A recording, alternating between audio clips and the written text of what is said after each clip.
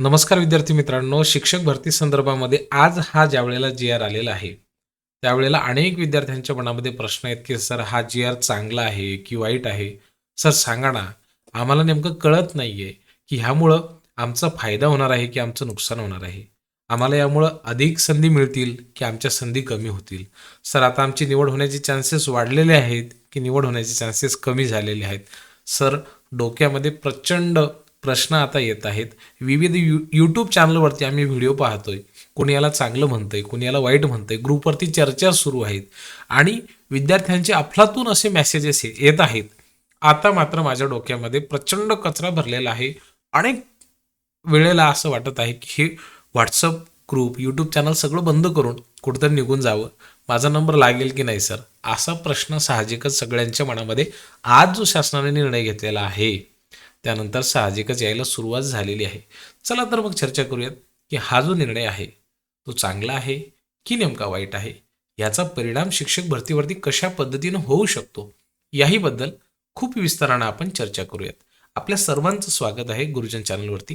विद्यार्थी मित्रांनो बघा, साहजिकच आहे, शासकीय शिक्षक भरतीमध्ये थोड्याफार प्रमाणामध्ये वेळोवेळी चेंज करण्यात आलेले आहेत आणि याही वेळेस काहीतरी नवीन सुधारणा करण्यात याव्या, सुधारित तरतुदी लागू करण्यात याव्या, या संदर्भामधले जे प्रस्ताव होते तर ते शासनाच्या विचाराधीन होते आणि म्हणून राज्य शासनाने निर्णय घेतला की नाही थांबा आता थोडंसं. 13 ऑक्टोबर 2023चा जो काही परिच्छेद होता दुसऱ्या क्रमांकाचा, त्या शासन निर्णयामध्ये आपण बदल करूयात असं त्यांना वाटलं.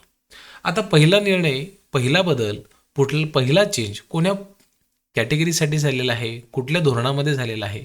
तर एक हे की जे विद्यार्थी होते त्यांची जर समजा पूर्वी एखाद्या गटासाठी निवड झालेली असेल, म्हणजे समजा एखादा विद्यार्थी आहे त्याचं 6वी ते 8वीसाठी सिलेक्शन झालेलं असेल, तर तो पुन्हा एकदा पुढच्या गटासाठी सुद्धा पात्र होता. ठीक आहे, म्हणजे विथ इंटरव्ह्यूमध्ये सुद्धा तो पुन्हा आपली माहिती भरू शकत होता. 6वी ते 8वीसाठी जॉईन केल्याच्या नंतर पुन्हा 9वी 10वीसाठी अप्लाय करू शकत होता. आता मात्र तसं होणार नाही. त्याला जर पुन्हा एकदा सिलेक्शन झाल्याच्या नंतर पुन्हा त्या प्रक्रियेमध्ये सहभागी व्हायचं असेल तर त्याला नव्याने चाचणी द्यावी लागेल. म्हणजे काय, तर एका विद्यार्थ्याला आता फक्त एकाच वेळेस त्याच्या नावाची शिफारस होणार आहे. हा निर्णय आहे. आता ज्या विद्यार्थ्यांना चांगले मार्क्स आहेत त्या विद्यार्थ्यांना असं होऊ शकतं, वाटूही शकतं आणि काही विद्यार्थ्यांचं असं मत देखील आहे की या निर्णयाचा कुठेतरी त्यांना तोटा झालेला आहे. कसं बघा, एखाद्या विद्यार्थ्याला 150 मार्क आहेत आणि साहजिकच आहे, जर सुरुवातीला राज्य शासनाने 6वी ते 8वीच्या जागा काढल्या, 9वी ते 12वीच्या जागा ह्या विथ इंटरव्ह्यूमध्ये जर उशिरानं आल्या, तर मग त्या विद्यार्थ्याला काय वाटेल, जर माझं तिकडे सिलेक्शन नाही झालं तर मी काय करणार? मग ते 6वी ते 8वीसाठी जॉईन करेल. 6वी ते 8वीसाठी जर त्याचं नाव आलं तर साहजिकच त्या विद्यार्थ्याचा 9वी ते 12वीला अप्लाय करण्याचा जो चान्स होता तो तर निघून गेला. मग अशा वेळेस मात्र त्याची अडचण होऊ शकते. मागच्या वेळेला मागच्या शिक्षक भरतीमध्ये काय झालेलं मुलांना बघा, की काही विद्यार्थ्यांनी 6वी ते 8वीला आधी जॉईन केलं आणि पुन्हा ते इंटरव्ह्यूमध्ये आलेत आणि त्यांना 9वी ते 12वीसाठी अप्लाय करता आलं, ते जॉईनसुद्धा झाले. परंतु हे करत असताना 6वी ते 8वीची जी जागा होती ती तर रिक्त झाली ना. मग याचा परिणाम विद्यार्थ्याच्या शैक्षणिक म्हणजे जे विद्यार्थी शाळेमध्ये शिकत आहेत त्यांच्या एकंदरीत अध्ययन आणि अध्यापन प्रक्रियेवरती होऊ शकतो. ही जी बाब आहे ती राज्य शासनाच्या विचाराधीन होती आणि म्हणून त्यामध्ये थोडाफार बदल व्हायला पाहिजे असं राज्य शासनाला वाटत होतं. तो त्यांनी आता बदल केलेला आहे की एका विद्यार्थ्याच्या नावाची शिफारशी एकदाच होईल. मग ज्या विद्यार्थ्यांना कमी मार्क्स आहेत त्यांच्यासाठी काय, तर ही चांगली गोष्ट आहे. ज्यांना चांगले मार्क्स आहेत त्यांच्यासाठी थोडीशी त्रासदायक ही बाब असू शकतं असं विद्यार्थ्यांचं मत आहे. तर ज्या विद्यार्थ्यांना कमी मार्क आहेत त्यांच्यासाठी चांगली बाब आहे, कारण की त्यांना सुद्धा या रेसमध्ये राहण्याची शक्यता त्या ठिकाणी वाढते. ठीक आहे, आता पुढचा प्रश्न काय आहे, उमेदवाराचं वय. उमेदवाराचं वय जर आपण लक्षात घेतलं तर ते शेवटचा म्हणजे टेट परीक्षेसाठी जो काही अर्ज करण्याचा शेवटच्या तारीख होते तोपर्यंत ते अप्लाय करण्यासाठी त्या तारखेचं जे वय असेल तेच गृहीत धरले जाणार आहे. पण जे प्रिफरन्सेस होते, आधी कसं व्हायचं, अनलिमिटेड आपण प्रिफरन्सेस देऊ शकत होतो, आता फक्त आणि फक्त 50च प्रिफरन्सेस देता येणार आहेत. ज्या विद्यार्थ्यांना चांगले मार्क्स होते त्यांचं सगळीकडेच नाव यायचं. ठीक आहे, त्यांना चांगले मार्क्स असल्यामुळं आता मात्र फक्त आणि फक्त 50 प्राधान्यक्रम देण्यात येणार आहेत. आता ह्याचेही फायदे आहेत, तोटे आहेत. फायदे कसे आहेत बघा, की ज्यांना चांगले मार्क्स आहेत ते आधी सगळीकडेच अप्लाय करत होते, त्याच्यामुळे ज्यांना कमी मार्क्स होते त्यांना लागण्याच्या शक्यता कमी लागत होत्या, कमी येत होत्या, त्यांचे चान्सेस कमी येत होते. आता मात्र काय होणार आहे की ज्यांना चांगले मार्क्स आहेत तर ते किती ठिकाणी अप्लाय करू शकतील? 50 ठिकाणीच. याच्यामध्ये आता अडचण अशी आहे की ज्या ठिकाणी जास्त जागा आहेत त्या ठिकाणी सगळेच विद्यार्थी अप्लाय करतील. ज्या ठिकाणी कमी जागा आहेत त्या ठिकाणी विद्यार्थ्यांची अप्लाय करणाऱ्यांची संख्या कमी असेल. त्याच्यामुळे एखाद्या विद्यार्थ्याला खूप कमी मार्क असून सुद्धा त्याची निवड होण्याची शक्यता वाढते. पण एखाद्या विद्यार्थ्याला जास्त मार्क असून देखील त्याची निवड होण्याची शक्यता कमी होते.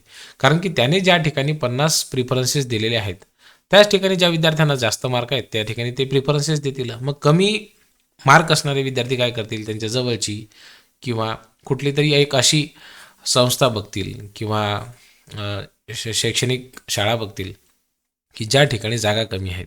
ठीक आहे बा, आपलं तिकडे तर वर जमूच शकत नाही, मग इकडे खाली बघा, खाली आपला प्रिफरन्स द्या. तर ह्या जो निर्णय आहे ह्याचे सुद्धा दोन्ही प्रकारचे फायदे आणि तोटे आहेत. ज्या विद्यार्थ्यांना जास्त मार्क आहेत त्यांचे प्रिफरन्सेस कमी झाले, त्याच्यामुळं कमी विद्यार्थ्यांना त्या ठिकाणी चान्स मिळणार आहे. परंतु ज्या ठिकाणी कमी जागा आहेत ज्या शैक्षणिक संस्थांमध्ये त्या ठिकाणची अडचण वाढू शकते.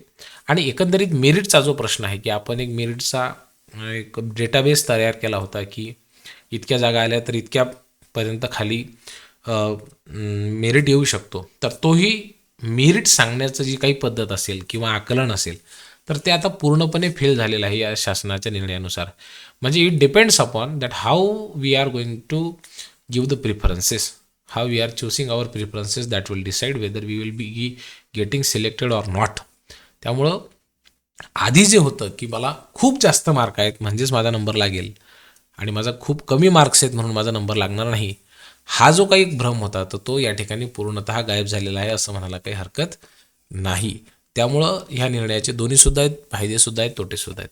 आता एक जो निर्णय घेतलेला आहे की ज्या सेमी इंग्रजी आणि इंग्रजी माध्यमाच्या ज्या शाळा आहेत त्या ठिकाणी ज्या विद्यार्थ्यांचं डी एड आणि बी एड इंग्रजी माध्यमातून झालेलं आहे त्या विद्यार्थ्यांनाच प्रिफरन्सेस किंवा चान्सेस देण्याचं या ठिकाणी ठरलेलं आहे.